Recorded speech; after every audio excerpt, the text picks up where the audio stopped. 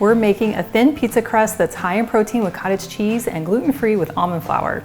It doesn't require any yeast or rising and bakes in about 10 minutes. Hello, my name is Nicole Bonilla, and if you love healthier recipes to our favorite foods, then you are in the right place. To make this really easy pizza dough, we're going to start with cottage cheese. And you might be wondering what's going to happen to that curdled cottage cheese texture. Well, we're going to blend it smooth so that it is undetectable, and it's just going to add some moisture and cheesy flavor and protein to our crust. So in a food processor, blender, or the chopper cup with my immersion blender, we're just going to add 2/3 of a cup of cottage cheese. Now you're welcome to jot down these ingredients as we go along, or you can click on the link that's in the video description below, and that will take you to the full recipe with all the details, including nutrition facts, ingredients and substitutions, and frequently asked questions, as well as some additional flour options that you can use. Next, we're going to add 2 teaspoons of some light olive oil, and then we'll just put on the lid and blend it until smooth.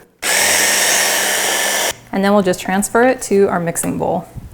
Next, we're going to add our dry ingredients, which includes 1 cup of almond flour. Now, to improve the texture of this crust and support the almond flour, I recommend adding a little bit of gluten-free flour, or you could use all-purpose flour if you don't need it to be gluten-free. So I'm just going to add 1/3 cup of some gluten-free flour. Next, we'll add 1 1/4 teaspoons of baking powder. And then for flavor, we're going to add 1 teaspoon of garlic powder, and 1/2 teaspoon of onion powder, and 1/4 teaspoon of salt. Then we're just going to mix this together until it's all well blended.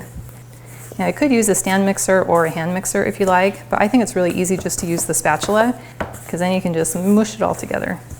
And then once it's picked up all the flour on the bottom, you're going to have this really nice fluffy and sticky dough. And you'll know it's the right consistency if it kind of sticks to your finger when you touch it. But if it's too wet, go ahead and add a little bit more flour, and if it's too dry, go ahead and add just a touch of milk. But we want it to be nice and sticky and fluffy. Now we can press this dough into a 10-inch round pizza pan, or you can just do it freeform on a sheet of parchment paper. I'm just going to lightly spray my pizza pan. Now this dough is going to be sticky, so in order to work with it, we need to put some oil on our hands. So first thing is to remove any excess jewelry, and then I'm just going to pour some light olive oil right into my hands and rub it together, and then scoop out my dough, and then I'll just kind of work it into a nice big ball in my hands, and then we can start pressing it out into our pan.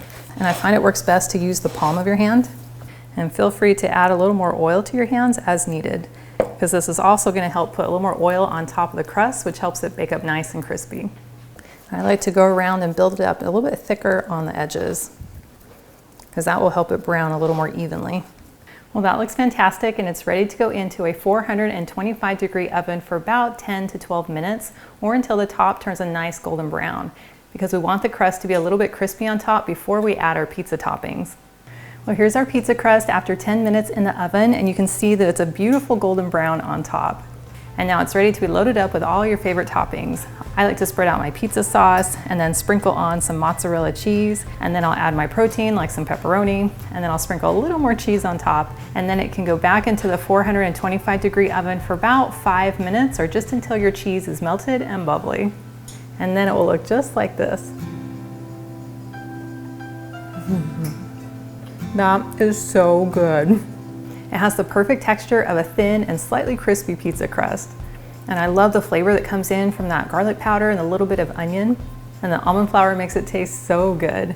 And I love that we were able to make it so quickly with clean ingredients and without having to wait for any yeast or rising. Well, thank you so much for hanging out with me today in my kitchen. I've included the link to the full recipe, and it's in the video description below, and that will take you to my website, gentletummy.com. And I also invite you to like and subscribe to my channel if you haven't already. And I cannot wait to have you hang out with me again in my kitchen.